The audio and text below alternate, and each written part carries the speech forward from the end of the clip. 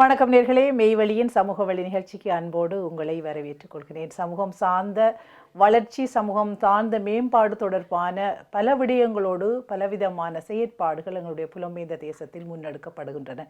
தாயகத்திலும் சரி, புலம்பெயர்ந்த தேசத்திலும் சரி இதற்கான செயற்திட்டங்கள் முனைப்பு பெற்றுக் கொண்டிருக்கின்றன. அந்த வகையில் மிக முக்கியமாக இப்பொழுது எங்களுடைய பொருளாதாரம் நோக்கிய வளர்ச்சியில் பிரித்தானியாவிலிருந்து இயங்கக்கூடிய பிரித்தானிய தமிழர் வர்த்தக சம்மேளனம் நடத்த இருக்கின்ற லண்டன் மார்க்கெட், லண்டன் தமிழ் சந்தை என்பது மிகவும் பிரபல்யமான, மிக முக்கியமாக எல்லோரிடத்திலும் பெரும் தாக்கத்தினை, பெரும் பிரதிபலிப்புகளை, பெரும் வளர்ச்சிகளை ஏற்படுத்தி இருக்கின்ற ஒன்றாக தொடர்ச்சியாக நடைபெற்று கொண்டு வருகின்ற இந்த வேளையில் இந்த வருடம் 2026 ஆண்டும் கூட மார்ச் மாதம் 7, 8 திகதிகளில் மேற்கு லண்டனில், வெஸ்ட் லண்டன் ஹெய்ஸில் இருக்கின்ற எல்லோருக்குமே அறிந்த கிறிஸ்டல் பேங்க்விட் ஹாலில் மிகவும் பிரமாண்டமான வகையில் நடைபெறுவதற்கான ஏற்பாடுகள் முன்னெடுக்கப்பட்டு கொண்டிருக்கின்றன. இந்த நிகழ்வை நிகழ்த்துவதற்காக மிக முக்கியமாக நான் ஏற்கனவே சொன்னது மாதிரி பிரித்தானிய தமிழர் வர்த்தக சம்மேளனம் அதனோடு இணைந்து கேட் இன்ஸ்டிடியூட் என்ற நிறுவனமும் இணைந்து இந்த செயற்திட்டத்தை மிக முக்கியமாக நடத்தி கொண்டிருக்கின்றார்கள். ஆகவே இந்த கேட் இன்ஸ்டிடியூட் தொடர்பாக மக்கள் அறிந்து கொள்வதற்காக நாங்கள் இப்பொழுது மிக முக்கியமாக அந்த நிறுவனம் சார்ந்த சிஇஓ அவர்களையும் இந்த பிரித்தானிய தமிழர் வர்த்தக சம்மேளனத்தினுடைய நிறுவனராக இருக்கின்ற எங்களுடைய மங்களேஷ் அவர்களையும் அன்போடு இன்று வரவேற்றுக் கொள்கின்றேன். சிஇஓவாக இருக்கின்ற செல்வராஜா சேந்தன் அவர்களையும் டாக்டர் சேந்தன் அவர்களையும் இப்பொழுது இணைத்துக் கொள்வதில் பெரும் மகிழ்ச்சி அடைகின்றேன். இருவருக்கும் அன்பு வணக்கம். நல்லது, இருவரையும் சந்திப்பது. மிகவும் சமூகம் நோக்கிய பரந்துபட்ட சிந்தனைகளோடு தொடர்ச்சியாக இயங்கிக் கொண்டிருக்கின்ற உங்களை பிடித்து அமர்த்தி அது தொடர்பாக பேசுவது மிக முக்கியமான விஷயமாக இருக்கிறது. இந்த வேளையிலே நான் லண்டன் மார்க்கெட் என்னும் பொழுது எல்லோருக்குமே பொதுவாக லண்டனில், பிரித்தானியாவில் அல்லது ஐரோப்பாவில் இருக்கின்ற அத்தனை பேரும் அறிந்த ஒரு விடயமாக இருக்கின்றது. ஆனால் இந்த கேட் இன்ஸ்டிடியூட் என்பது தொடர்பாக இந்த முறை முதன்முறையாக நீங்கள் கேட் இன்ஸ்டிடியூட் கூடாக இன்னொரு விதமான தளத்தை நோக்கி நகர்த்துவதற்காக, இந்த பொருளாதார ரீதியாக புலம்பெயர்ந்த தேசங்களில் அல்லது ஈழத் தமிழர்களுடைய வாழ்வியல் தொடர்பான மேம்பாட்டுக்கான செயற்திட்டங்கள் தொடர்பாக கேட் இன்ஸ்டிடியூட் பலவிதமான செயற்பாடுகளை நகர்த்தி கொண்டிருக்கிறது, நடத்த முயற்சித்து கொண்டிருக்கின்றது என்ற விடயங்களை நான் அறிந்திருக்கிறேன். ஆனால் மக்கள் அறிவதற்காக இந்த கேட் இன்ஸ்டிடியூட் என்றால் என்ன என்பதை நாங்கள் ஆரம்பத்தில் பேசிக்கணும். அதனுடைய செயற்திட்டங்களை போகலாம். அது தொடர்பாக சேந்தன், நீங்கள் சிஇஓவாக இருக்கிறீர்கள், அதை பற்றி சொல்லுங்க. வணக்கம் அனைவருக்கும்.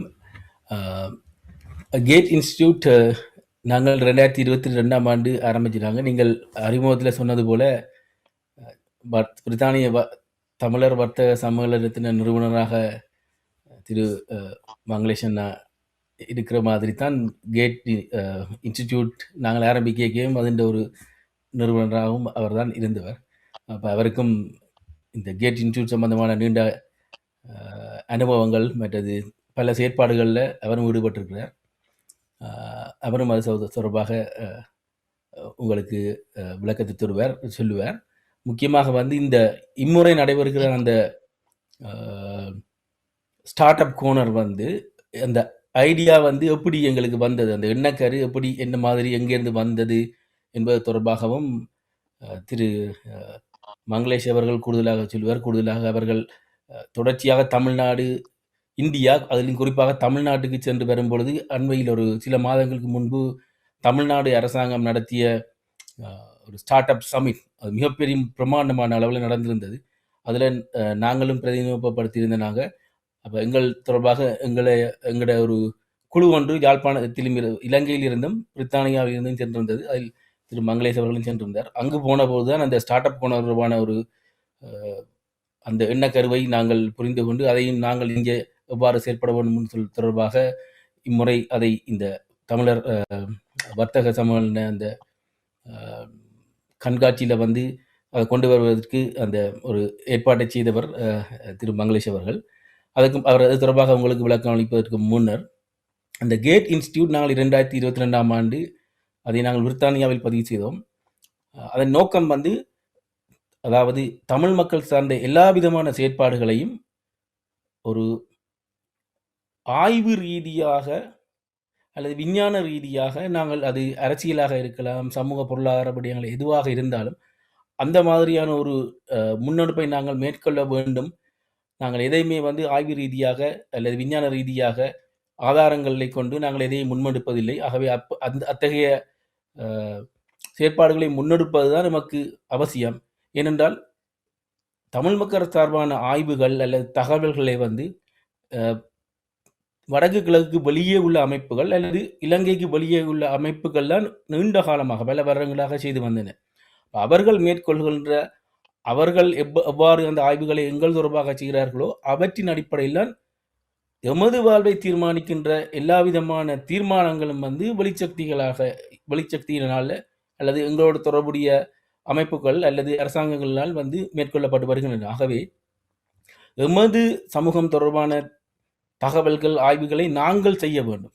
நாங்கள் செய்யாத காரணங்களினால்தான் வேறு அமைப்புகள் செய்கின்ற அந்த அவர்களின் தகவல்கள் மற்றும் அந்த கண்டுபிடிப்புகளின் அடிப்படையில் முடிவுகள் மேற்கொள்ளப்பட்டு வந்தன. ஆகவே அது ஒரு பக்கம். மற்றது எமது எல்லா விதமான செயற்பாடுகளும் வந்து ஒரு விஞ்ஞான ரீதியாக இருக்க வேண்டும் என்ற ஒரு நோக்கத்தோடு தான் நாங்கள் இந்த அமைப்பை வந்து ஆரம்பித்த நாங்கள். பின்னர் நாங்கள் இலங்கையிலும் அதை பதிவு செய்திருக்கின்றோம். நாங்கள் எங்களுடைய ரிசர்ச்சில் அகாடமிக் ரிசர்ச் என்ற அந்த இதுக்கு அப்பால் வந்து அதை நாங்கள் என்ன பார்க்குறோம்னா இந்த கிரிட்டிக்கல் அண்ட் டிரான்ஸ்ஃபர்மேட்டிவ் ரிசர்ச். அப்போ நாங்கள் எங்களோட பிரச்சனைகள் தொடர்பாக என்ன பிரச்சனைகளோ அதை நாங்கள் செய்து அதுக்கான சொல்யூஷன்ஸ், அதாவது தீர்வுகளை வந்து எவ்வாறு ஆய்வுகளுக்கு கூட முன்வைக்கலாம் என்று தான் நாங்கள் ஆய்வுகளை செய்தோம்.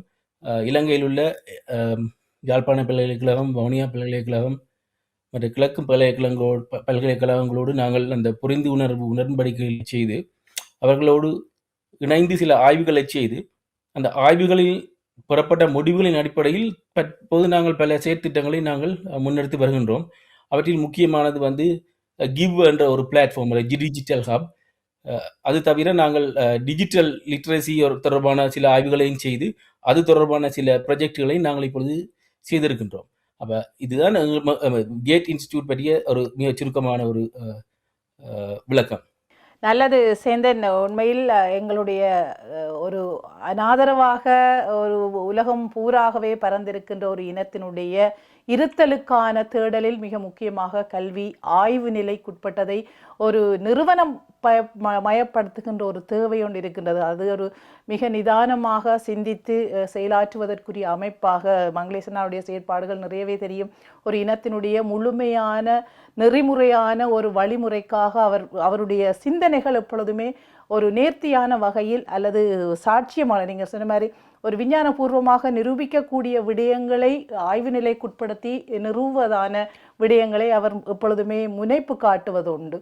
ஆகவே அந்த வகையில் இந்த நீங்கள் கேட் என்ற நிறுவனத்துக்கூடாக மிக முக்கியமாக ஆய்வு நிலைக்கு உட்படுகின்ற விடயங்களுக்கான ஒரு இன்ஸ்டிடியூஷனாக இந்த அமைப்பு மாறி இருப்பது பெரும் வரவேற்கத்தக்கது ஒன்று. அது பெரும் காலத்தினுடைய கட்டாய பணியும் என்றுதான் சமூகம், தமிழ் இனம் அதை எதிர்பார்த்திருக்குது. ஆகவே எங்களுடைய இதனுடைய ஃபவுண்டராக இருக்கின்ற நிறுவனராக இருக்கின்ற மங்களேசனாவுடைய செயற்திட்டங்களுக்கூடாக இப்பொழுது நீங்கள் இந்த கேட் என்ற நிறுவனம் தொடர்பாக சேந்தன் அவர்கள் எங்களுக்கு விளங்கப்படுத்தியிருந்தார்.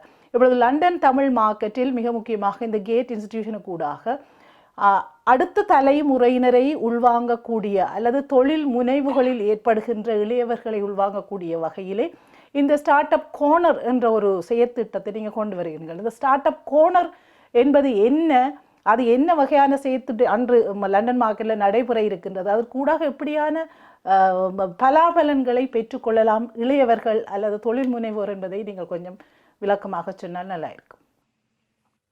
இந்த தொழில் முனைவோர் இல்லாது தொழில்களை ஏற்கனவே ஸ்டார்ட் பண்ணி செய்து கொண்டிருக்கிறார்கள். அதாவது ஒரு குறுகிய காலத்தில் 2 வருடங்களுக்கு உட்பட்ட அப்படியான ஆட்களை தான் நாங்கள் இந்த முறை கோல் பண்ணிக்கிறோம். இப்போ 3-4 வருடங்களுக்கு மேற்பட்டா அவர் அந்த தொழில் வந்து எப்படியும் வளர்ச்சி அடைஞ்சிருக்கும். அப்போ தொழில் முனைவோர் இல்லாட்டி சில பேர் ஐடியா இருக்கும், அதாவது என்டர்பிரனர்ஸ் வந்து தே ஹேவ் ஐடியா, அவைகளுக்கு ஆனால் என்ன செய்யறேன்னு தெரியாம இருக்கும், நல்ல சிந்தனைகள் உள்ள இருக்கும், சிந்தனைகளையும் இருக்கும், நல்ல ஐடியாவும் இருக்கும். அப்போ இது வந்து நாங்கள் தொடங்கினது வந்து யாழ்ப்பாண பல்கலைக்கழகம், கிழக்கு மாகாண பல்கலைக்கழகம், வவுனியா பல்கலைக்கழகங்களோட இருந்து அவர்களோட நாங்கள் சில வேலை திட்டங்களை செய்து வரையக்க தான் எங்களுக்கு இந்த இந்த இந்த இந்த அதாவது இந்த தொழில் முனைவோர், ஏனென்றால் இந்த அங்கே ஒவ்வொரு ஸ்கூல் ஒவ்வொரு யூனிவர்சிட்டிலையும் வந்து பார்த்தீங்கன்னு சொன்னால் ப்ரொஜெக்ட்கள் செய்வினோம் அந்த தங்களோட பர்பஸுக்காக என்னென்ன சிலபஸோ அந்த சிலபஸுக்காக சில ப்ரொஜெக்டை செய்து போட்டு படிப்பு முடிஞ்சோன்னா அந்த ப்ரொஜெக்ட் அப்படியே விட்டுட்டு போயிடும். ஏன்னு சொன்னால் அவர்களுக்கு அந்த ப்ரொஜெக்டை அடுத்த கட்டத்துக்கு நகர்த்த முடியாத ஒரு சூழ்நிலை இருக்கணும். அதுக்கு வந்து பொருளாதார தடையாக இருக்கலாம், இல்லாட்டி அதுக்கான வெவ்வேறு காரணங்களாக இருக்கலாம். அப்போ அதன் அடிப்படையில் தான் எங்களுக்கு சில தரவுகளை தந்துக்கணும், இப்படியான இது இப்படியான ஒரு ப்ராப்ளம் வந்து இங்கே இருக்குதுன்னு சொல்லி. அப்போ நாங்களும் அதை நோக்கி ஒரு தேடல் ஒன்றை செய்தோம். அதன் மூலமாகத்தான் நாங்கள் இந்தியாவில் வந்து கோயம்புத்தூரில் வந்து தமிழ்நாடு அரசாங்கமே அந்த அந்த ஸ்டார்ட் அப் என்ற ஒரு ஒரு ஒரு ஒரு எக்ஸிபிஷன் மாதிரி ஒரு ஒரு இது ஒன்று செய்தவர்கள். அதாவது அங்கே உள்ள கிட்டத்தட்ட 700 பேர், அதாவது இளையோர்கள் அதாவது பல்கலைக்கழகங்களை முடித்துட்டு வந்தவர்கள் இல்லாட்டி அதுக்காக கட்டாயம் பல்கலைக்கழகம் தான் போயிருக்கணும் இல்லை, சில கைத்தொழில்களோ இல்லை வேறு தொழில் செய்கிறவர்கள் வந்து தங்களோட அந்த தொழில்களை தங்களோட ஐடியாக்களை வந்து எக்ஸிபிட் பண்ணவேல். அதில் வந்து வெளிநாடுல இருந்து 40க்கு மேற்பட்ட கண்ட்ரிகளை கூப்பிட்டு இருந்தவேல்.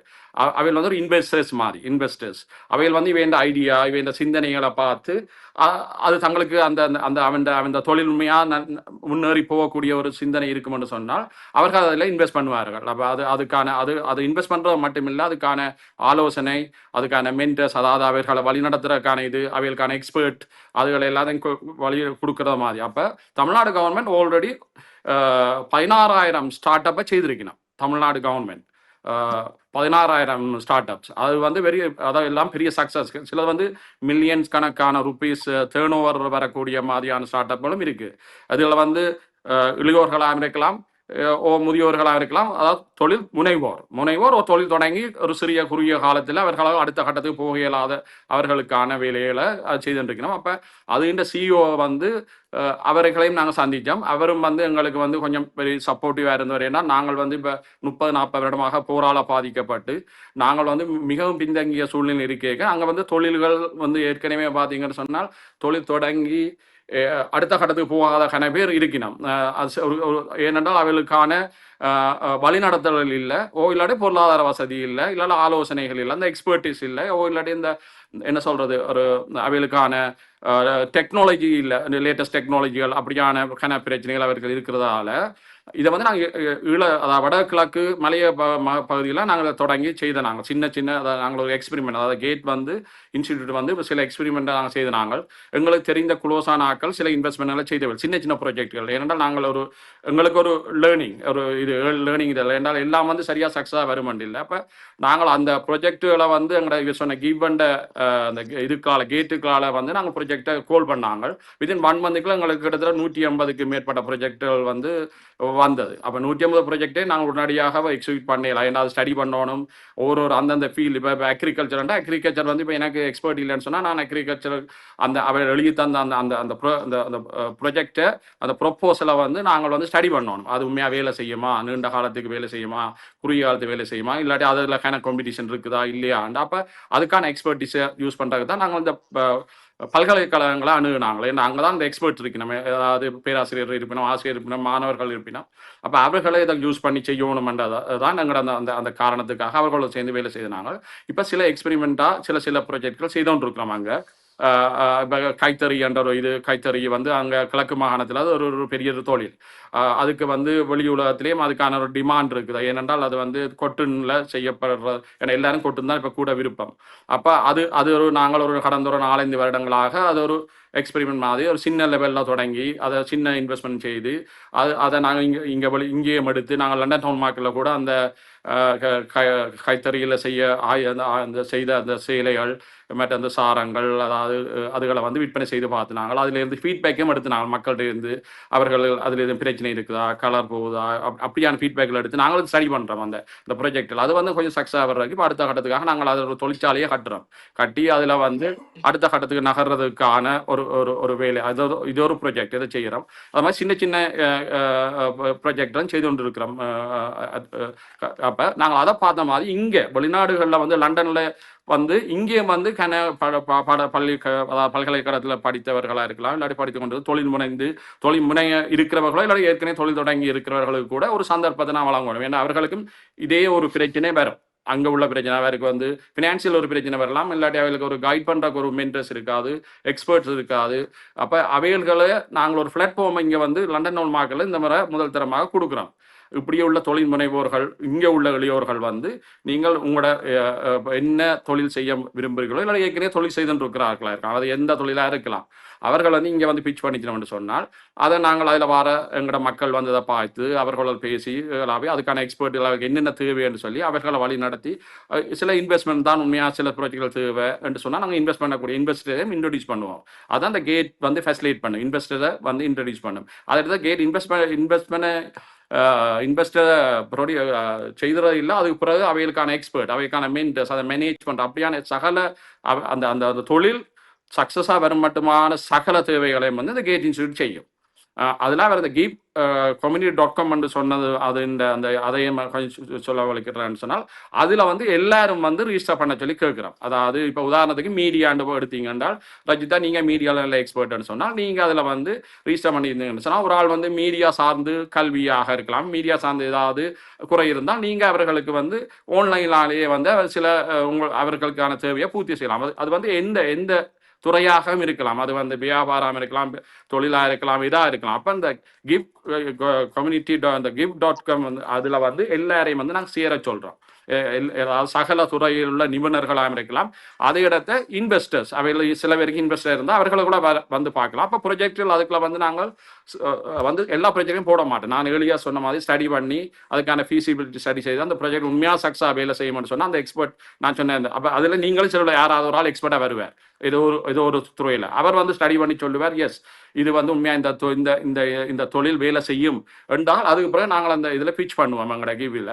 அதில் இன்வெஸ்டர் வந்து பார்ப்போம், ஓகே இது ஏற்கனவே அதுக்கான ரிப்போர்ட் எல்லாம் இருக்குது, முழுக்க நாங்கள் ஸ்டடி பண்ணி எல்லாம் இந்த ப்ரொஜெக்ட் இந்த தொழில் உண்மையாக நீண்ட காலத்துக்கு ஓடக்கூடிய ஒரு தொழில், நீண்ட காலத்துக்கு ஓடக்கூடிய ஒரு சிந்தனை கூட கொண்டுடலாம். ஒரு ஆள் வந்து ஒரு சிந்தனையை கொண்டு வந்தால் கூட நாங்கள் அதை வந்து ஸ்டடி பண்ணுவோம். ஒரு சிந்தனை அது இப்போ வந்து ஏ என்று சொல்லி இப்போ வேறு ஏழுக்கால வரையணும், ஏழுக்கால தொழில்கள் வருகிறது. அப்போ அதில் கூட ஒரு நல்ல ஒரு மாணவன் வந்து ஒரு சிந்தனையை தந்தார் என்றால் நாங்கள் அந்த சிந்தனையை ஸ்டடி பண்ணி அதுக்கான எக்ஸ்பர்ட்டுகளை யூஸ் பண்ணி நாங்கள் பாவிச்சு செய்கிறதா எங்கள்கிட்ட அந்த தொழில். அப்போ இந்த முறை லண்டன் நூல் மார்க்கெட்டில் நாங்கள் இணைந்து வேலை செய்கிறபடியாக கேட் டைம் வந்து இன்வைட் பண்ணி அதுக்கு ஒரு ஏரியா வந்து அதான் அதை ஸ்டார்ட் அப் கோனர், ஒரு ஏரியாவுக்கு பேர் கோனர். அதில் வந்து ஏற்கனவே எங்களுக்கு கிட்டத்தட்ட 10 அப்ளிகேஷன் வந்துருக்கு. இங்கே உள்ள தொழில் முனைவர்கள் ஏற்கனவே தொழில் செய்கிறவர்கள் வந்து நாங்கள் குறுகிய காலம் 2 கிழமைக்குள்ளே 10 பேர் அப்ளிகேஷன் போட்டிருக்கணும் தாங்கள் வந்து செய்கிறதுக்காக. நாங்கள் அப்போ அவர்களுக்கான ஒரு இடம் ஒன்றை ஒதுக்கி அவர்களை கொடுப்போம். அவர்கள் வந்து தங்களோட ப்ராடக்டாக இருக்கலாம், இல்லாட்டி தங்களோட சர்வீஸாக இருக்கலாம், ஏதோ அவர் வந்து அந்த இடத்துல இருந்து மக்களை சந்திச்சு கதைச்சு தங்களோட இதை வந்து எக்ஸிபிட் பண்ணி அதை வந்து எக்ஸ்பிளைன் பண்ணி செய்வார். அதுக்கு அவருக்கு இப்போ சில எக்ஸ்பர்ட்டுகள் வேண்டாம் கூட நாங்கள் அந்த எக்ஸ்பர்ட்டுகளை வந்து அவருக்கு இன்ட்ரோடியூஸ் பண்ணுவோம். ஏன்னா சில பேருக்கு பணம் தேவை, சில பேருக்கு எக்ஸ்பர்ட் வேணும், சில பேருக்கு ஒரு வியாபாரம் தொடங்குறதுக்கான ஒரு அக்கௌண்டன்ட் தேவை, ஒரு லோயர், எங்களுக்கே தெரியும். அப்போ அவர்களை வந்து நாங்கள் சொல்கிறோம், இங்கே வாங்க உங்களுக்கு இடம் தாரம் இங்கே உள்ள இளையோர்களுக்கு. நாங்கள் வடகிழக்கு மலைய மக்கள் அங்கேயும் செய்கிறோம் இப்படியான விலையில். அப்போ இங்கேயும் இதை செய்தோம்னா நாளைக்கு ரெண்டையும் ஒரு கோட்டுக்குள்ள வந்து இணைக்கலாம்ன்ற எங்களுக்கு ஒரு என்ன தொழில்நுட்பங்கள் இங்கே வந்து வெளிநாடுகள் வந்து கூடுதலான தொழில்நுட்பம் டெக்னாலஜி வந்து இங்கே அட்வான்ஸ் ஆகிருக்கிறபடியா இங்கே உள்ள சமுதாயம் இதுகளை வந்து அங்கே கூட நாங்கள் பார்க்கலாம். அதே துறையில் சார்ந்தவர்கள் அங்கே அதே எக்ஸ்பர்ட்டுகள் செய்ய வேணும்னு சொன்னால் கூட நாங்கள் இதை வந்து அங்கே பரிமாற்றம் செய்யலாம்ன்ற ஒரு எண்ண கருத்தில் தான் இந்த ஸ்டார்ட் அப் இதை வந்து இந்த மாதிரி செய்கிறோம். ஆனால் அங்கே வந்து நாங்கள் அங்கே செய்து கொண்டு இருக்கிறோம். இப்போ அதாவது வடகிழக்கு மாகாணங்களில் ஈவன் இந்த மலையத்தில் கூட நாங்கள் சில ப்ராஜெக்ட்கள் செய்கிறோம், இன்வெஸ்ட்மெண்ட் ப்ராஜெக்ட்கள் சில செய்திருக்கிறோம். மற்ற சில ஒரு சின்ன தொழில்கள் செய்யக்கூடிய சிறு தொழில்களுக்கு கூட நாங்கள் உதவிகள் செய்துட்டு வரோம். அது ஒரு லோன் அடிப்படையிலையோ இல்லாட்டி ஒரு சின்ன ஒரு இன்ட்ரெஸ்ட் இதுகளையோ வந்து சில இது வந்து தொழில் வந்து அவர்கள வருமானம் தங்களோட குடும்பத்தை பார்க்கக்கூடிய சூழ்நிலையில் சில தொழில்கள் செய்வினோம். அது உண்மையாக வெளியே பெரிய மாற்றத்தை கொண்டுறக்கூடிய பெரிய தொழிலாக மாற்ற முடியாது. இப்போ உதாரணத்துக்கு ஒரு ஆள் வந்து வீட்டில் வந்து கச்சான் வறுத்து செய்கிறாருன்னு சொன்னால் அதை வந்து எங்களுக்கு தெரியும், நாங்கள் அதை வந்து எக்ஸ்போர்ட் பண்ணுற அளவுக்கு அது செய்கிற அளவுக்கு இல்லை. அப்போ அவைண்ட வருமானத்தை தக்க மாதிரி சில அது உதவிகள் தேவைன்னு சொன்னால் பேக்கிங்காக இருக்கலாம். இது அப்போ இவர் வந்து நாங்கள் கேட்டை பற்றி சொல்லியிருக்க நான் கிழக்கு மாகாணத்தில் கிழக்குமான பல்கலைக்கழகத்தின் பழைய மருத்துவ பீடம் வந்து அங்கே இருக்க லேண்டோட இன்ஃப்ராஸ்ட்ரக்சர், அதாவது சகல பில்டிங்கோடும் இருந்தால் ஏன்னா அவர்கள் புதிய ஒரு பில்டிங்கை மூவ் பண்ணிட்டோம். அப்போ அதை வந்து நாங்கள் அவைகளோட எம்ஓஐ சைன் பண்ணி அந்த பில்டிங்கை ரீஃபர்பிஷன் செய்து அங்கே வந்து அந்த அந்த இடத்தை வந்து நாங்கள் யூஸ் பண்ணுறோம். அதாவது கேட் இன்ஸ்டிடியூட் அங்கே வந்து நாங்கள் ட்ரைனிங்கள் கொடுக்கறது, தேவையான சில ட்ரைனிங்களோ இல்லாட்டி செமினார் நடத்துறது, எக்ஸிபிஷன் வைக்கிறது, மற்ற அங்கே வந்து சில தொழில் செய்கிறது. இப்போ ஐடி பேஸஸில் வேலை செய்கிறார்கள், சில வேலை வீடுகளில் இருந்து வேலை செய்யலாம். அவருக்கு ஒரு இடம் வேணும், சின்ன ஒரு இடம் வேணும்னா நாங்கள் அங்கே ஒரு இடம் வந்து அவருக்கு ஒரு சிறிய ஒரு ஒரு வருமானத்தை ஒரு ரெண்டை சார்ஜ் பண்ணி அப்படி கொடுக்குறோம். அப்படி இப்போ ஒரு 15-20 பேர் அங்கே வந்து ஒக்குபை பண்ணி செய்து கொண்டு இருக்கணும் தொழில். அதாவது அப்போ அது அதுக்கு பேரே டெக்னோ பார்க். அப்போ நீங்கள் இப்போ டைட்டில் பார்க்கண்டு சென்னையில் இருக்கிற மாதிரி ஒரு டெக்னோ பார்க்கண்டு ஒரு வடிவத்தை உருவாக்கி நாங்கள் அதை செய்து வரோம்.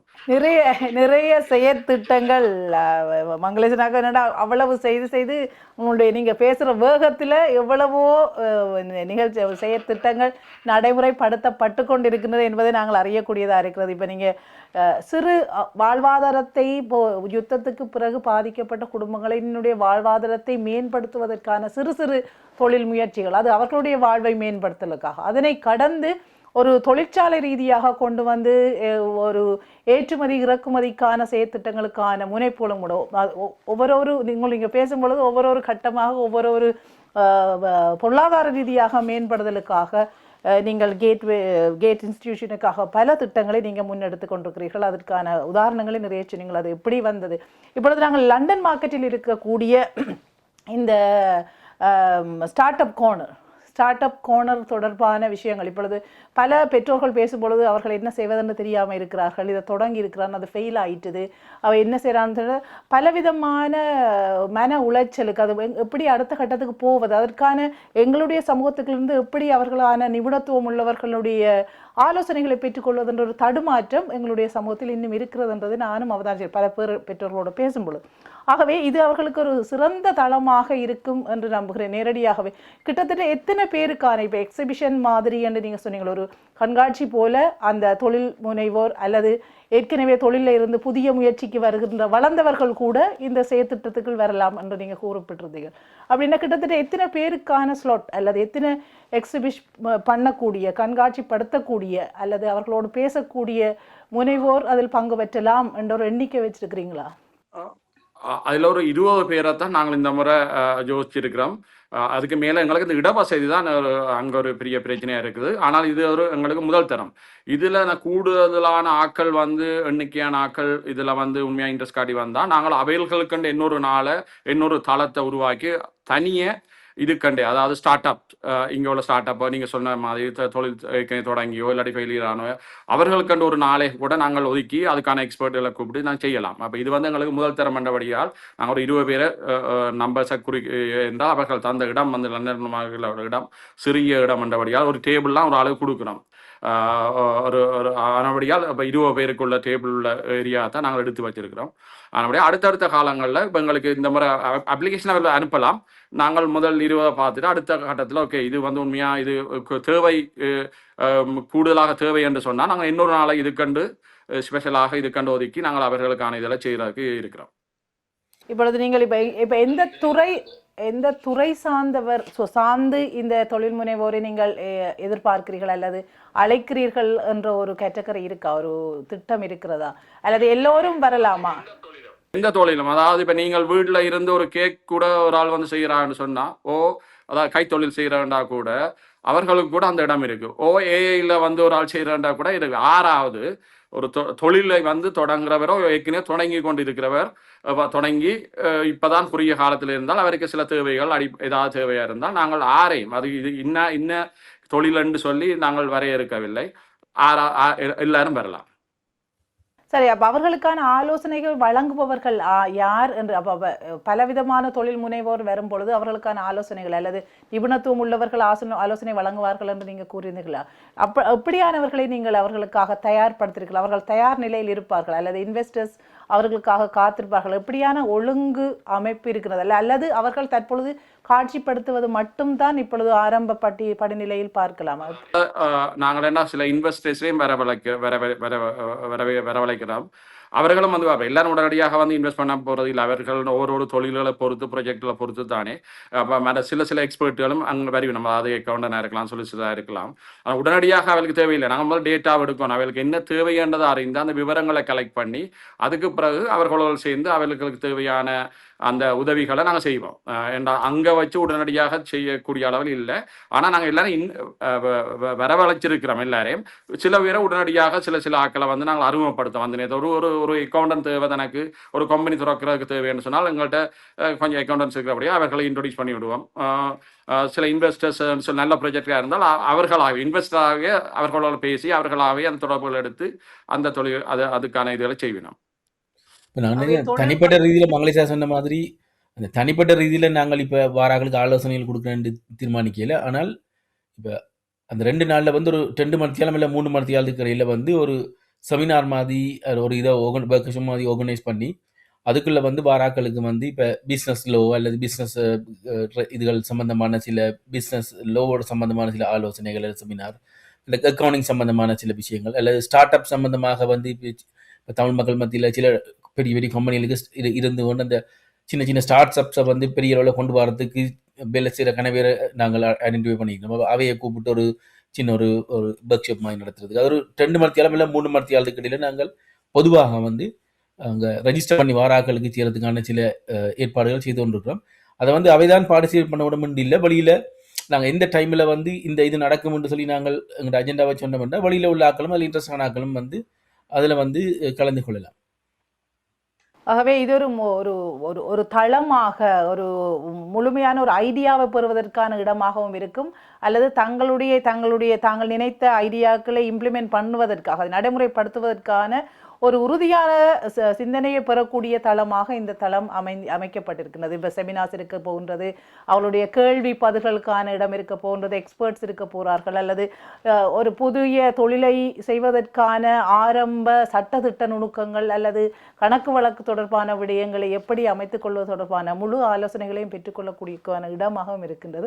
அதே நேரம் இன்வெஸ்டர்ஸையும் அவர்கள் தங்களுடைய திறமையின் அடிப்படையிலே கண்டுகொள்ளக்கூடிய தங்களுடைய திட்டங்களை நடைமுறைப்படுத்துகின்ற அல்லது சொல்லுகின்ற விளங்கப்படுத்துகின்றதின் அடிப்படையில் இன்வெஸ்டர்ஸையும் காணக்கூடிய தளமாக அன்றைய களம் அமைக்கப்பட்டு இருக்கின்றது என்பதை நீங்கள் சொல்லிக் கொண்டிருக்கிறீர்கள். நிச்சயமாக பலருக்கு இது ஆறுதலான ஒரு செய்தியாகத்தான் சென்று சேரும் என்ற நம்பிக்கை எனக்கு இருக்கின்றது. இந்த நேரத்தில் இந்த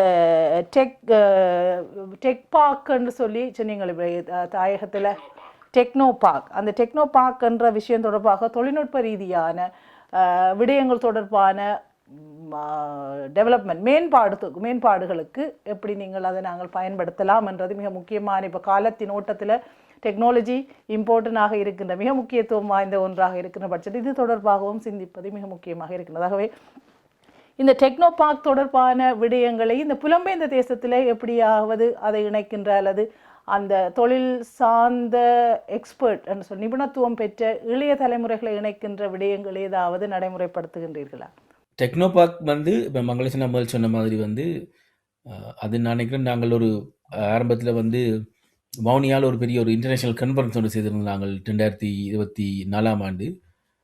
அதில் கிட்டத்தட்ட 60க்கும் மேற்பட்ட வெளிநாட்டு பேராசிரியர்கள் ஸ்காலர்ஸ் எல்லாரும் வந்து பார்ட்டிசிபேட் பண்ணியிருந்தவை. அதில் வந்து அப்போ வைஸ் சான்சலர் கிழக்கு பல்கலைக்கழகத்தின் வைஸ் சான்சலர் இந்த பேராசிரியர் கனகசிங்கம் வந்து அங்கே அணுகி இப்படி ஒரு பழைய மருத்துவக்கூட பில்டிங்ஸ் அப்படியே இருக்குது, அதில் நாங்கள் இதை செய்யணும்னு சொல்லி கேட்டுக்கொண்டதுக்கு நாங்கள் தான் நாங்கள் ஒரு எம்ஓயூ சைன் பண்ணி அந்த டெக்னோ பார்க்க செய்து நாங்கள் இந்த டெக்னோ பார்க் நாங்கள் ரெனோவேட் பண்ணி அதை ஒரு ஆஃபீஸ் எல்லாத்தையும் செய்து அதில் வந்து இப்போ மங்களேசா சொன்ன மாதிரி இடங்களை கொடுத்து வெளியில் உள்ள ஸ்டார்ட் அப் அல்லது கன்சல்டேஷன்ஸ் அல்லது புதுசாக ஒரு இனோவேஷன் செய்கிற ஆக்களுக்கு இடங்களை கொடுக்குறது ஒரு விஷயம். இப்போ நாங்களும் இப்போ 3-4 தரத்துக்கு மேலே தமிழ்நாட்டுக்கு போய் பல இன்ஸ்டிடியூஷன்ஸோட Madras IIT, Loyola college, Vellore institute of technology, அதை விட இப்போ கோயம்புத்தூர் போய்க்குள்ளே வந்து கர்நாடக அரசாங்கத்தோட இருக்கிற சில யூனிவர்சிட்டிஸோட எல்லாம் கதைச்சி எம்ஓயூ சைன் பண்ணி எப்படி அவை வந்து எங்களை டெக்னோ பார்க்ஸ் அல்லது வேறு நாங்கள் சில வேறு ப்ராஜெக்ட்ஸ்களுக்கு வந்து ஹெல்ப் பண்ணலாம்னு சொல்லி நிரம்ப விஷயங்களை நாங்கள் அக்ரி பண்ணியிருக்கோம். அந்த விஷயங்களை வந்து இப்போ ஏஐயை வந்து எப்படி யூஸ் பண்ணலாம், சின்ன கோர்சஸ் எப்படி செய்யலாம்னு சொல்லி எல்லாம் நாங்கள் ரொம்ப விஷயங்களை அக்ரி பண்ணியிருக்கிறோம். அதை வந்து நீண்ட காலத்தில் வந்து இந்த டெக்னோ பார்க் மற்றும் வேறு மற்ற பல்கலைக்கழகங்கள் அது பல்கலைக்கழக வெளியிலேயும் வந்து எவ்வாறு நாங்கள் செய்யலாம் என்பதுதான் எங்களோட அந்த நீண்ட கால திட்டம். அதுலேயும் வந்து குறிப்பாக வந்து இப்போ டயஸ்போராவில் வந்து நிரம்ப அவைக்கும் வந்து நிரம்ப கன பேர் வந்து பெரிய பெரிய தொழில்கள் இருக்கணும், பல புதிய விஷயங்களை படிக்கணும். இப்போ அவையும் வந்து எங்களோட இந்த விஷயங்களில் இணைஞ்சு இந்த டெக்னோ பார்க்க இருக்கலாம், அல்லது இப்போ பவுனியா யூனிவர்சிட்டியில் வந்து இப்போ அண்மையில் வந்து இன்குபேஷன் சென்டர் ஒன்று ஓப்பன் பண்ணியிருக்கிறோம். நாங்களும் பவுனியா யூனிவர்சிட்டி யூபிஎல்லோடையும் மிக நெருக்கமாக வேலை செய்யலாம். அங்கேயும் கன வேலைகளை வந்து இவர்கள் செய்யலாம்.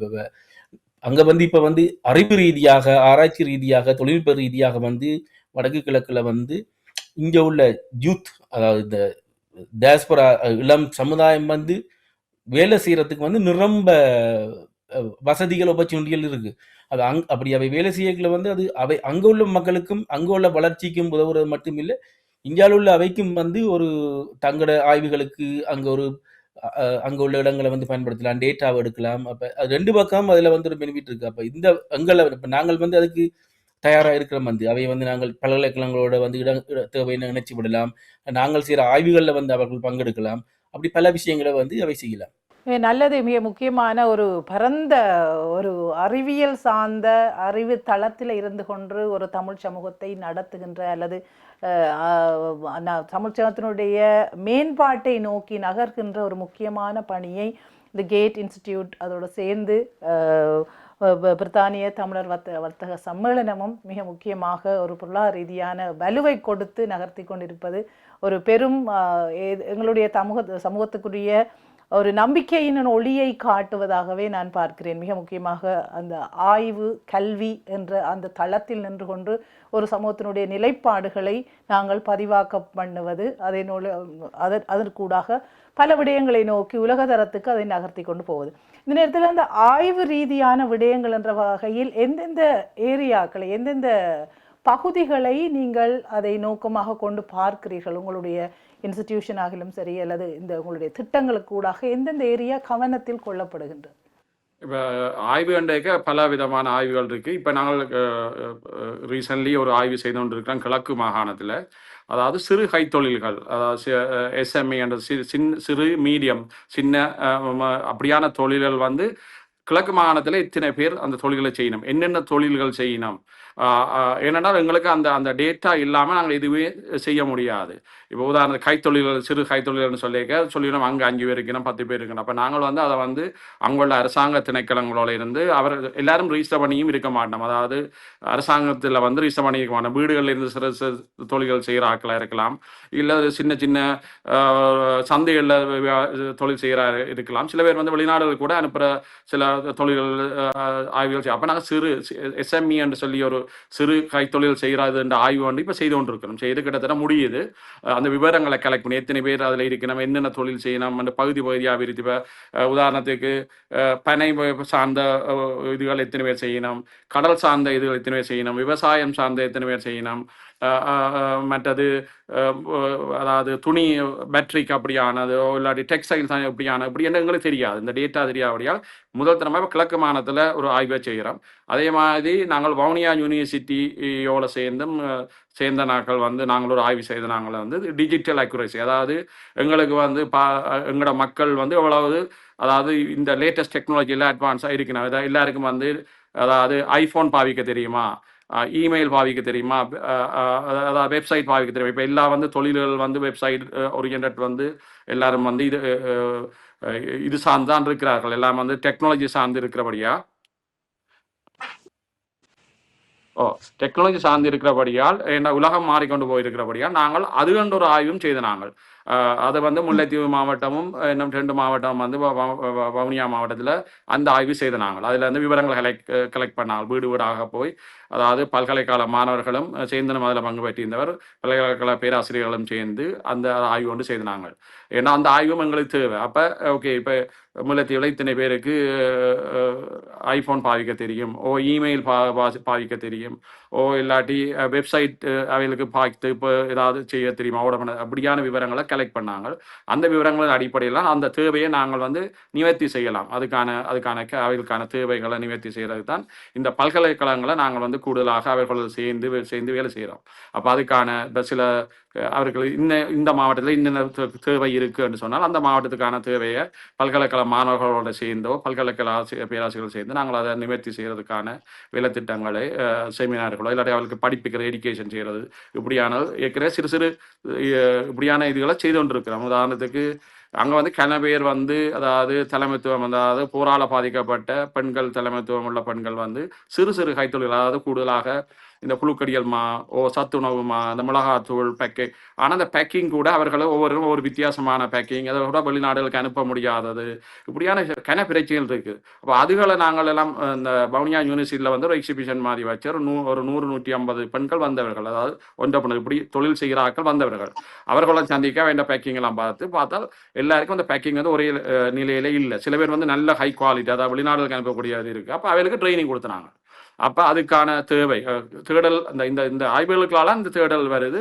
அப்போ அதுக்கு பிறகு நாங்கள் இப்போ கிழக்கு மாநிலத்திலையும் இப்போ கிட்டத்தில் ஒரு கடந்த மாதம் வந்து பேக்கிங் ட்ரைனிங் கொடுத்துனாங்க. அதாவது எக்ஸ்பர்ட்ஸ் வந்து இப்படி தான் பேக் பண்ணுறது இதுதான் குவாலிட்டி மற்றது இனி ஆர்கானிக்ஸ் ஃபியூச்சர் வந்து அந்த பொலித்தீன் அதில் பாவிக்கலாது பிளாஸ்டிக் பாவிக்கலாது. அப்போ அந்த அடிப்படையில் அவைகளுக்கு ஆலோசனையும் கொடுத்து அதை எப்படி பேக் பண்ணுறது என்ன மாதிரி செய்யுது அதுக்கான மிஷின்கள் அதுகள் என்ன மாதிரி யூஸ் பண்ணுறன்ற ஒரு ட்ரைனிங்கள் கொடுத்துனாங்க. அப்போ இது வந்து நாங்கள் அந்த ஆய்வுன்றது வந்து சகல துறையில வந்து ஆய்வு செய்கிறோம். இப்போ 2-3 ஆய்வுகள் செய்திருக்கிறோம். என்னென்ன அந்த அடிப்படையில் வச்சுக்கொண்டு தான் நாங்கள் அந்த தேவைகளை நிவர்த்தி செய்யலாம் தான் எங்களோட அந்த அந்த அந்த சிந்தனையும் அந்த எண்ணங்கள். மங்களேசன் சொன்ன மாதிரி அந்த முக்கியமாக வந்து இப்போ அந்த டிஜிட்டல் லிட்ரேசி வந்து நாங்கள் வன்னியில் 3 மாவட்டத்தில் வவுனியா மன்னார் முல்லைத்தீவில் செய்தினாங்க. இப்போ நாங்கள் அதன் அடிப்படையில் இப்போ ஒரு ரிசல்ட் இப்போ பிரச்சனைகள் அதில் நாங்கள் ஐடென்டிஃபை பண்ணினாங்க. அதில் ஒன்று வந்து 50% நாங்களுக்கு இமெயில்னா என்னென்னே தெரியாது. இப்போ நாங்கள் என்னென்னா இப்போ வந்து வவுனியா பல்கலைக்கழகத்தோடையும் சேர்ந்து அந்த ரிசர்ச்சின் அடிப்படையில் ஒரு கரிக்குலம் ஒன்று ப்ரிப்பேர் பண்ணி எல்லா மக்களுக்கும் அந்த டிஜிட்டல் அடிப்படை அந்த டிஜிட்டல் அறிவை வந்து கொடுக்கறதுக்குரிய ஒரு கரிக்குலம் ப்ரிப்பேர் பண்ணி வீடியோ மாதிரியெல்லாம் செய்து இப்போ நாங்கள் அதை அந்த ப்ரொஜெக்டை நாங்கள் செய்கிறதுக்கு இருக்கிறோம். அதை மாதிரி இப்போ வந்து இந்த எம்எஸ்எம் இந்த மங்களேசன் சொன்ன மாதிரி அந்த சிறு மற்றது மத்திய அந்த நடுத்தர அந்த கைத்தொழில்கள் என்ன மாதிரி இருக்குன்ற அது வந்து கிட்டத்தட்ட 25 பிள்ளைகள் வந்து இப்போ டெக்னோ பார்க்கில் இருந்து செய்து கொண்டிருக்கணும். அது நாங்கள் வவுனியா யூனிவர்சிட்டிலையும் வடக்கில் செய்ய போகிறோம். அதை விட இன்னொரு ரிசர்ச் வந்து அந்த ஈகோ சிஸ்டம்னு சொல்கிறது. இப்போ அந்த அந்த ஒன்டர்பிரினியர் ஈகோ சிஸ்டம் அதாவது என்னென்ன அமைப்புகள் என்னென்ன செய்து எங்கெங்கே இடைவெளிகள் இருக்குது எங்கே வந்து வெளியிலேருந்து ஆக்கள் கூட உதவி செய்ய வேணும் எந்தெந்த ஏரியா கவனிக்கப்படாமல் இருக்குது எது கூட கவனிக்கப்படுது அல்லது கவனிக்கப்பட்ட இடங்களுக்குள்ள பிரச்சனை இருக்குதான்ற சம்பந்தமாக வடக்கு கிழக்கில் ஒரு ஆய்வொண்டையும் நாங்கள் இப்போ செய்து வரோம். அதொன்று மற்றது கிட்டடியில் வந்து ஒரு அந்த டிட்பா புயல் வந்தது தானே. டிட்பா புயல் வரைக்கும் நீங்கள் பார்த்துருப்பீங்கன்னா முந்தி சுனாமி வரைக்குள்ளேயும் இல்லை. இப்போ இந்த முறை வந்து அந்த சோசியல் மீடியாவை யூஸ் பண்ணி அந்த ஆக்களை மொபிலைஸ் பண்ணி ஃபண்டை மொபிலைஸ் பண்ணி டேஸ்போரான அந்த சொலிடாரிட்டியை கிரியேட் பண்ணி இப்போ அரசாங்கத்தின் உதவியல் அல்லது வேறு வெளிநாட்டு அமைப்புகளோட உதவியல் வந்து கிடைக்க முதல் எங்கட சமூகத்துக்குள்ள இருந்தே உடனடியாக வந்து மொபிலைஸ் பண்ணி அங்கே வந்து பாதிக்கப்பட்ட ஆக்களுக்கு உதவி போனது வந்து தான் முதல் கூட. அது இந்த மாதிரி எப்படி சாத்தியமாச்சு? அப்போ அதில் வந்து இந்த சோசியல் மீடியா வந்து எவ்வளவு தூரம் எங்களோட ஆக்கள் பயன்படுத்தினோம். இப்போ கனபியர் அதில் இன்வால்வ் ஆயிருந்தவை சின்ன சின்ன அமைப்புகளாக இருக்கலாம் இல்லாமல் அமைப்புகள் ரெஜிஸ்டர் பண்ணாமல் இருந்த ஆக்கள் எல்லாரும் அந்த வீடியோக்களை எடுத்து போட்டு அங்கே ஒரு அக்கௌண்டபிலிட்டியை கிரியேட் பண்ணி இங்கே உள்ள ஆக்கள் வந்து ரொம்ப பேர் வந்து கனவான சின்ன சின்ன அமைப்புகள் எல்லாம் சேர்ந்து பெரிய உதவிகள் எல்லாம் செய்தது. அது எப்படி சாத்தியமாச்சு? அப்போ அதை வந்து நாங்கள் ஃபியூச்சரில் வந்து இப்படி ஒரு இது வரைக்குள்ள இப்படி ஒரு விஷயம் இருக்குது. அப்போ இதை வந்து எப்படி இன்னும் ஸ்ட்ரென்தன் பண்ணலாம்? அப்போ இது வந்து அரசாங்க அமைப்புகளோட அரசாங்கத்தின் ஆர்கனைசேஷனோட சேர்ந்து இப்படியான இதை வந்து எப்படி இன்னும் கூடுதலாக வந்து இந்த கிரெடிபிலிட்டியால் ஏற்படுத்தி செய்யலாம்ன்ற சம்பந்தமான ஒரு ஆய்வு வந்து செய்துருக்கிறோம். அதை விட இன்னும் ஒரு ஆய்வும் வந்து இப்போ நாங்கள் அந்த நாதஸ்வரம் தவில் அதுகள் சம்பந்தமான சில விஷயங்கள் இருந்தாலும் அது ஒரு கலை சார்ந்த ஒரு விஷயத்தை வந்து நாங்கள் இப்போ செய்கிறதுக்கு ஆயத்தமாகி கொண்டிருக்கிறோம். அது வந்து இப்போ அப்படின்னு அந்த சமூக ரீதியான பங்களிப்பு வந்து ஒரு பெரிய அளவில் இருக்குது. அது வந்து ஆய்வு செய்யப்படையில இப்போ நாதஸ்வர கலைஞர்கள் தவில் கலைஞர்கள் இந்த சமூக ரீதியான அந்த அதாவது டயஸ்போரால இருந்து அங்கே அவைக்கிடையில் ஒரு கனெக்ஷன் ஏற்படுத்துறது சரி, அங்கே வந்து போரால பாதிக்கப்பட்ட ஆக்களுக்கு இருக்கிற அந்த உளவியல் ரீதியான இதுகளுக்கு அவை இந்த மியூசிக் அப்படி பங்களிக்குது. யூத் அல்லது அங்கே உள்ள கிராமங்களில் உள்ள மக்களை வந்து மொபிலைஸ் பண்ணுறதுக்கு அல்லது அங்கே இடங்களை வைக்கிறதுக்கு எல்லாம் வந்து மற்ற கலைகளை விட வந்து இது வந்து நீண்ட காலமாக வந்து ஒரு சமூக ரீதியாக அவை இந்த பங்களிப்பு சமூக மேம்பாட்டுக்கு அது ஒரு பெரிய பங்களிப்பு செய்திருக்கு. அது வந்து ஆய்வு செய்யப்படையில்லை. அப்போ அதோட வந்து அந்த அது சம்பந்தமான விஷயங்களை நாங்கள் டாக்குமெண்ட் பண்ணணும்னு சொல்லி அதுக்கு ஒரு ஆய்வு செய்து கொண்டிருக்கிறோம். அவ்வாறு இன்னும் வேறு பல ஆய்வுகளையும் நாங்கள் இப்போ செய்து கொண்டிருக்கிறோம்.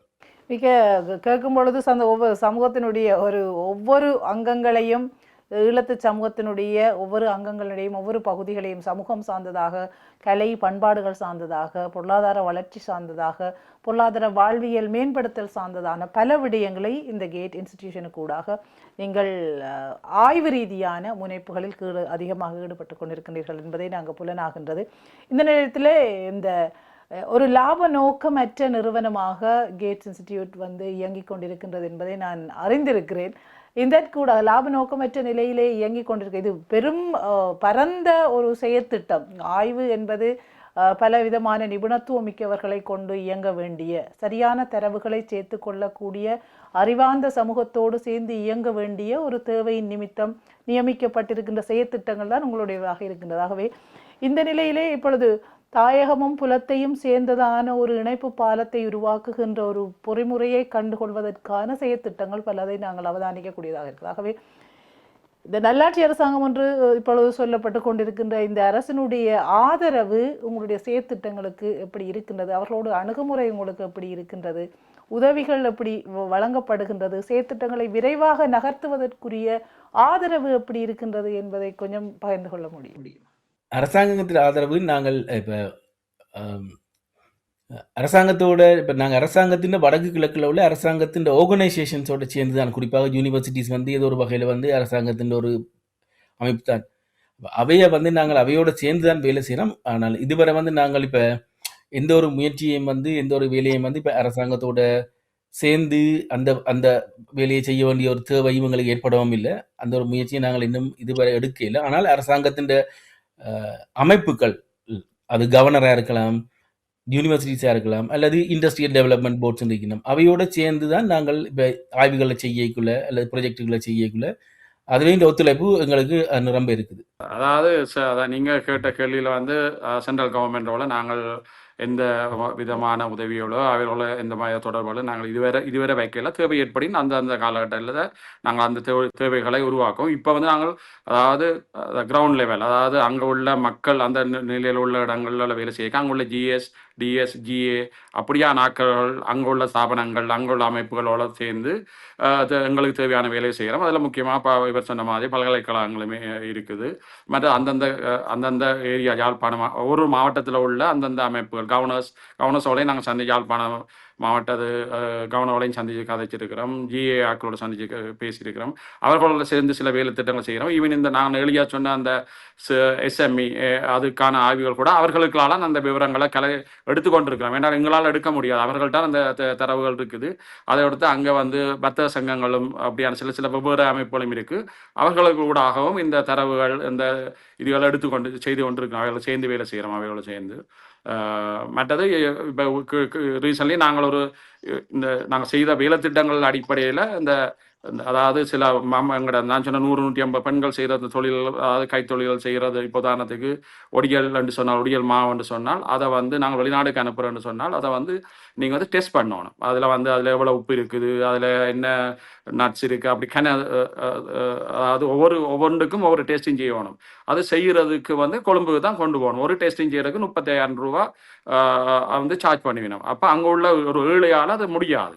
அப்போ இது பரவலாக எங்களுக்கு இந்த பிரச்சனை வந்தது. அப்போ நாங்கள் வவுனியா யூனிவர்சிட்டியோட உள்ள வைஸ் சான்சலரோட இதை பற்றி பேசினோம். இப்படி ஒன்று தேவை இருக்கிற ஏன் நீங்கள் யூனிவர்சிட்டி நீங்கள் இந்த ஆய்வு கூடத்தை நீங்கள் உருவாக்கக்கூடாது, நீங்களே அரசாங்கத்தில் கேட்கக்கூடாது இந்த ரிக்வெஸ்ட்னு சொல்லி நாங்கள் கேட்ட ஒரு 3 மாதம் இல்லை. அவர் மிகவும் ஒரு திறமையான விசி. அவர் இப்போ ஜனவரி 23ஆம் தேதி அதுக்கான எக்யூப்மெண்ட்ஸ் எல்லாம் எடுத்து ஃபண்ட்லாம் எடுத்து அதை அவர்களும் ஒரு பழைய பல்கலைக்கழகம் பூட்டி இருந்ததை திறந்து அதை செய்து அதை இப்போ ஆய்வுக்கூடமாக மாற்றிருக்கணும். இந்த டெஸ்டிங் செய்கிறாங்க. அது ஃப்ரீயாக டெஸ்ட் பண்ணி அதுக்கு சர்டிஃபிகேட்டும் கொடுக்க போயிடும். அப்போ நீ அந்த ப்ராடக்ட்டில் செய்யலாம். அப்போ இதெல்லாம் நாங்கள் இந்த சேர்ந்து இவ்வளோ காலம் கொஞ்ச காலம் குறுகிய காலத்தில் செய்த வேலை திட்டத்தின் அடிப்படையில், தேவை அடிப்படையில் இதை அரசாங்கத்துக்கால செய்கிறதுக்காக நாங்கள் யூனிவர்சிட்டியை அணுகி அவர்களை சொன்னால் நீங்கள் இதை செய்யுங்க, நீங்கள் கேட்டீங்கன்னா, ஏன்னா நாங்கள் போய் கேட்கலாது, நாங்கள் ஒரு தனி ஸ்தாபனம். அவர்கள் கேட்டபடியாக அது இப்போ நடைமுறையில் நடந்து இப்போ 23ஆம் தேதி பெரிய ஓப்பன் செரிமனியாக செய்து இப்போ அங்கே அந்த அதாவது அந்த டெஸ்டிங் செய்யக்கூடிய வசதிகளை உருவாக்கியிருக்கணும் வவுனியா யூனிவர்சிட்டியில். அது இப்போ கிழக்கு மாநிலத்திலையும் நாங்கள் அதை கொண்டு வர்றதுக்கான முயற்சியை வந்து கிழக்கு மாநிலத்தில் உள்ள துணைவேந்தர் அவர்களோட பேசி கொண்டிருக்கிறோம். அவர்களையும் வந்து அதை வந்து அணுகி அரசாங்கத்தை அணுகி கேட்க சொல்லி. நல்லது. ஒரு பறந்துவிட்ட இப்போ தொடர்ச்சியாக இயங்கிக் கொண்டிருக்க வேண்டிய ஒரு தேவை நிமித்தத்தில் இயங்குகின்ற ஒரு நிறுவனமாக கேட் இன்ஸ்டிடியூட் மாறிக்கொண்டிருப்பதை அவதானிக்கக்கூடியதாக இருக்கின்றது. இந்த வேளையில் இப்போ நீங்கள் இது இது எதிர்நோக்க சொல்லுங்கள் சேர்ந்த விஷயத்தை இப்போ சொன்ன எவ்வளோ தூரம் இப்போ நாங்கள் அவையோட சேர்ந்து வேலை சேர்ந்து இப்போ நாங்கள் கிழக்கு மாநிலத்தில் ஒரு ஸ்டார்ட் அப் வந்து ஒரு வயசு போன ஐயா தான் அவர் வந்து ஆர்கானிக் சானிட்டரி நாப்கின்ஸ் உருவாக்குறார். அவர் இப்போ நீண்ட காலமாக அது ஆய்வு செய்து அங்கே உள்ள பெண்களோட பிரச்சனைகளுக்கு ஒரு நல்ல ஒரு தீர்வை ஏற்படுத்துகிற வகையில் அதில் சில இடங்களில் பனானா வாழைப்பழ அதையும் பயன்படுத்தி அங்குள்ள வெப்பம் அது எல்லாத்தையும் ஆராய்ச்சி செய்து ஒரு நல்ல ஒரு இதை வந்து செய்திருக்கிறார். அது ஆரம்பத்தில் செய்தவர் இப்போ வந்து நாங்கள் அவருக்கு எங்களுக்கு கிவ் ப்ராஜெக்டுக்குள்ளால செய்து இப்போ வந்து 300 இதை நாங்கள் சாம்பிள் செய்து இப்போ யூபிஎல்லுக்குள்ளால கொடுத்து அங்குள்ள மாணவர்களுக்கு 300லேருந்து 500 அந்த சானிட்டரி நாப்கின்ஸை இலவசமாக கொடுத்து அவை இந்த ஒப்பீனியன் எப்படி இருக்குன்னு சொல்லி அதை வந்து நாங்கள் யூபிஎல்லுக்குள்ளால டெஸ்ட் பண்ணி அவருக்கு நாங்கள் கொடுக்க போகிறோம். இப்போ அவர் இப்போ செய்து எல்லாம் ப்ராடக்ட் இனி மார்க்கெட்டுக்கு போக போகுது. அவரை அனுப்பியிருக்கிறார். நாங்கள் போய் யூனிவர்சிட்டிக்கு அனுப்புகிறோம்.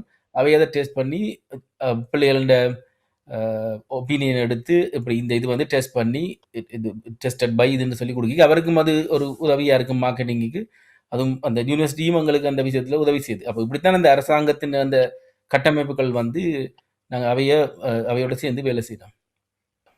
மிகவும் நல்லது. கேட்கும் பொழுது உற்சாகமாக இருக்கின்றது. ஒவ்வொரு இப்போ தொழில்நுட்பம் வந்து ஒரு கிரியேட்டிவான அல்லது இனோவேட்டிவான விடயங்கள் மழுங்கி போகின்றதா அல்லது கண்டுபிடிக்கப்பட முடியாத சிந்தனைகள் மாற்றமடைந்து வருகின்றதா என்பதற்கெல்லாம் ஒரு முற்றுப்புள்ளி வைப்பதாக கேட் இன்ஸ்டிடியூட் பல வழிகளை பல தளங்களை பலருக்கும் திறந்திருக்கின்றது என்பது ஒரு ஆறுதலான விடயமாகத்தான் நாங்கள் பார்க்க வேண்டியதாக இருக்குது. இந்த விடத்தில் இப்போ நீங்கள் செய்கின்ற விடயத்தை பார்த்தால் ஒரு பெரிய செயற்திட்டங்கள் இது நீங்கள் ஒரு தனியாக ஒரு லாப நோக்கமற்ற நிறுவனமாக இருந்து கொண்டு இதை செயற்படுத்தும் போது நீண்டகால சஸ்டைனபிலிட்டி இந்த நிறுவனம் ஒரு இனமன்ற அடிப்படையில் பார்க்கும் பொழுது தொடர்ச்சியான இயங்கு நிலையில் இருக்க வேண்டிய ஒரு தேவை இருப்பதாக நான் உணர்கிறேன். நான் மாத்திரமில்லை, கேட்டுக்கொண்டிருப்பவர்களும் உணர்வார்கள்.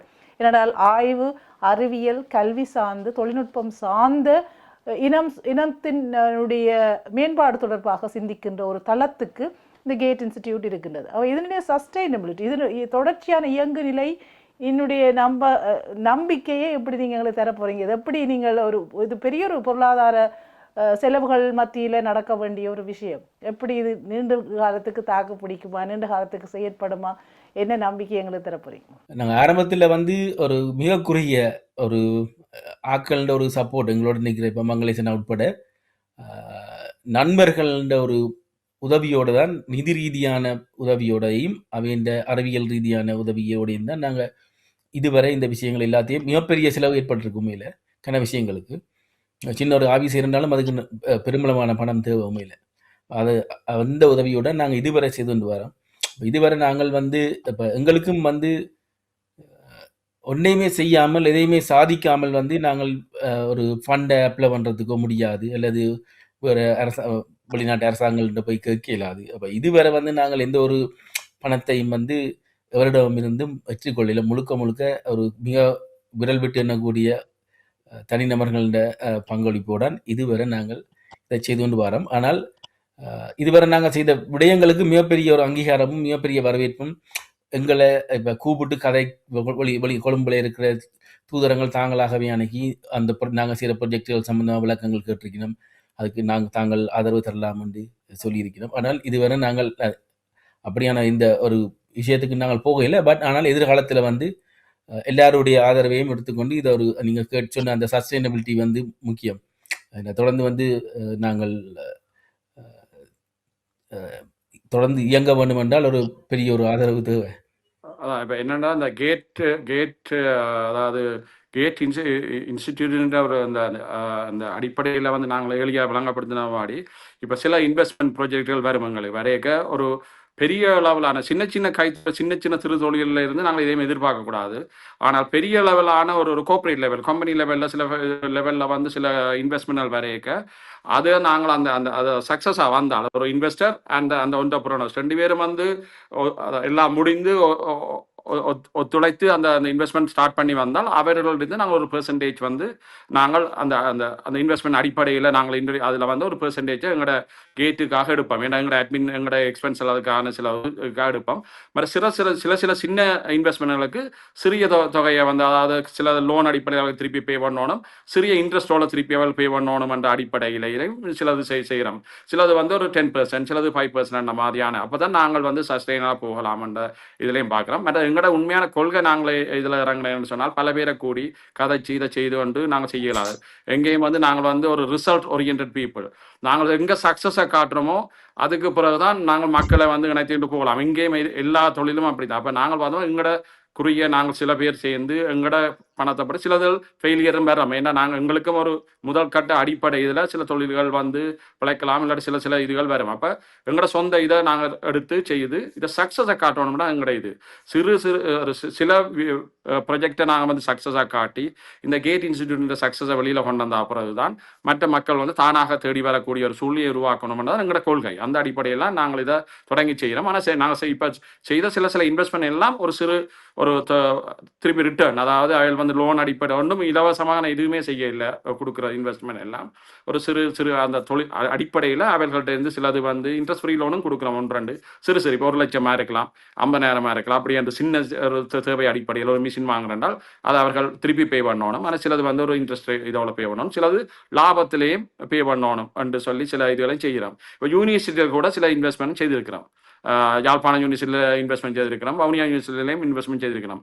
மாணவர்களுக்கு ஒரு தொழில்கள் அங்கே உள்ள மாணவர் ஸ்டூடெண்ட் யூனியனுக்கு ஒரு ஃபண்ட் வேணும், அதை எடுத்து நாங்கள் இன்வெஸ்ட் பண்ணி அங்கே ஒரு சில கடைகள் அதாவது ஷாப்புகள் மாதிரி. இப்போ யூனிவர்சிட்டியில் பார்த்தீங்கன்னு சொன்னால் ஸ்டூடெண்ட்ஸ் வந்து ஃபோட்டோகாப்பி இருக்கலாம், லேமினேட் பண்ணுற இருக்கலாம், எல்லாம் வெளியெல்லாம் போகிறாங்க. அங்கே எதுவுமே இல்லை ஒரு யூனிவர்சிட்டிலேயும்.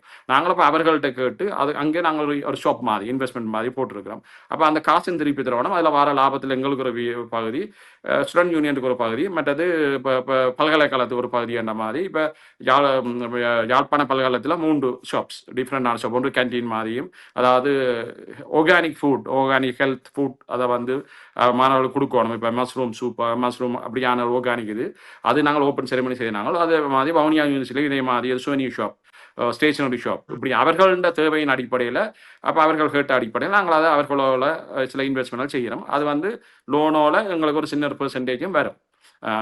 அப்போ நாங்கள் எதுவும் இலவசமும் இல்லை. அட் த மூமெண்ட் நாங்கள் எங்களோட சில பேர்கிட்ட ஒரு தனிப்பட்ட ஆட்கள்ன்ற ஒரு பண இதுகளால் இந்த இதை செய்துட்டு வாரோம்.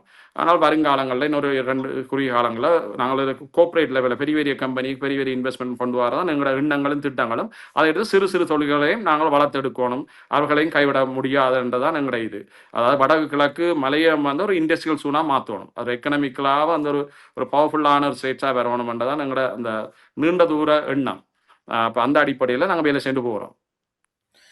குறிப்பாக கிவ் அண்ட் அந்த பிளாட்ஃபார்முக்குள்ளால செய்கிற விஷயங்கள் எல்லாமே வந்து மங்களுக்கு நான் சொன்ன மாதிரி இப்போ நாங்கள் அது சிலது லோனாக இருக்கலாம், சிலது பார்ட்னர்ஷிப்பாக இருக்கலாம், இல்லை இதாக இருக்கலாம். அது நாங்கள் இன்வெஸ்டர்ஸை கனெக்ட் பண்ணுவோம். இப்போ சிலது வந்து நாங்கள் சில இன்வெஸ்டர்ஸை கனெக்ட் பண்ணி நாங்கள் செய்கிறோம். இப்போ இன்வெஸ்டர்னா ஒரு ஆள் பார்ட்னர்ஷிப்பாக போகலாம், ஒரு ஆள் வந்து லோனை கொடுத்துட்டு விடலாம், இதை கொடுத்து விடலாம். ஆனால் நாங்கள் ஃபெசிலிட்டேட் பண்ணுறதுக்கு ஒரு சின்ன பெர்சன்டேஜ் நாங்கள் எடுப்ப வேண்டும். அது கிவ் பிளாட்ஃபார்ம் வந்து தொடர்ந்து இயங்க வேணும்.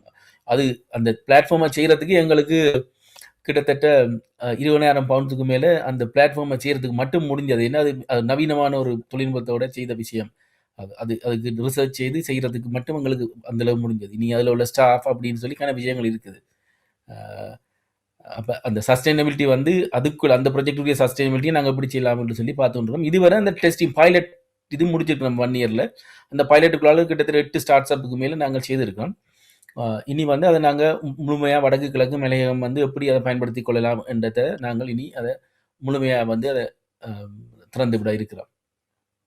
ஒரு நீண்ட பாரிய திட்டத்தோடு கேட் இன்ஸ்டிடியூட்டுடைய செயற்திட்டங்கள் இப்போ கேட்கும் பொழுது இன்னும் உங்களிடம் வந்து பெற்றுக்கொண்டே இருக்கலாம். அவ்வளவு வேகமாக பல திட்டங்களை பல ஆய்வுகளை பல அமைப்பியல் ரீதியான பல விடயங்களை நோக்கி நகர்ந்து கொண்டிருக்கிறோம். மிக்க நல்லது. நாங்கள் இப்பொழுது லண்டன் தமிழ் மார்க்கெட்டில் மார்ச் 7, 8 திகதிகளில் மிக பிரம்மாண்டமாக ஹெய்ஸில் நடைபெறுகின்ற அந்த திட்டத்திலே இந்த கேட் இன்ஸ்டிடியூட்டுக்குடியாக நடைமுறைப்படுத்தப்பட இருக்கின்ற இந்த ஸ்டார்ட் அப் கோர்னர்லையும் மிக முக்கியமான பல விடயங்களை இன்னும் அறிந்து கொள்ளக்கூடிய தன்மையை நேரடியாக பெற்றுக்கொள்ளக்கூடிய அனுபவங்களை, தொழில்முறை சார்ந்த அனுபவங்களை பெற்றுக்கொள்ளக்கூடிய வாய்ப்புகளை ஏற்படுத்தி இருக்கின்றது என்றே நான் சொல்ல வேண்டும்.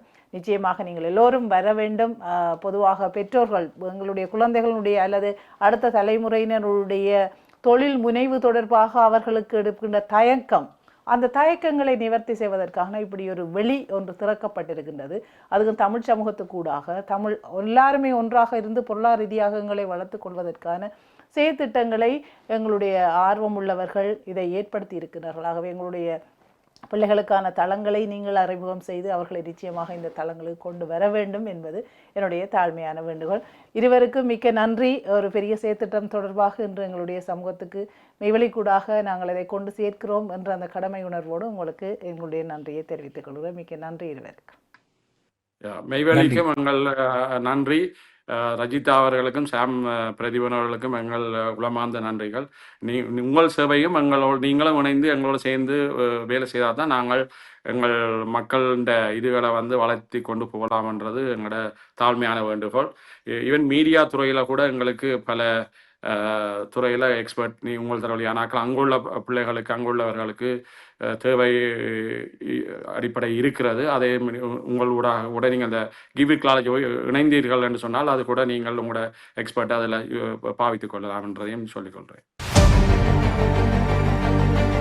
லண்டனில் தமிழ் வர்த்தக திருவிழா British Tamil chamber of commerce பெருமையுடன் ஒருங்கிணைக்கும் லண்டன் தமிழ் மார்க்கெட் மீண்டும் 2026 மார்ச் மாதம் 7, 8 திகதிகளில் ஹெய்ஸ் கிறிஸ்டல் பேங்க்வெட்டிங் மண்டபத்தின் விசாலமான தளங்களில் நடைபெற இருக்கின்றது.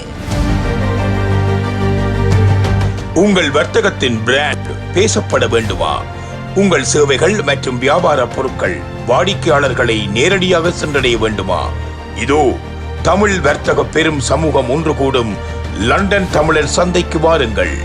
ஆயிரக்கணக்கான மக்கள், நூற்றுக்கணக்கான தமிழ் வர்த்தகர்கள், புதிய தொடர்புகள், புதிய வாய்ப்புகள், தொழில்முறை சேவைகள் மற்றும் B2B நிறுவனங்களின் சேவைகளுக்கு ஹோல் 1 கீழ் தளம்.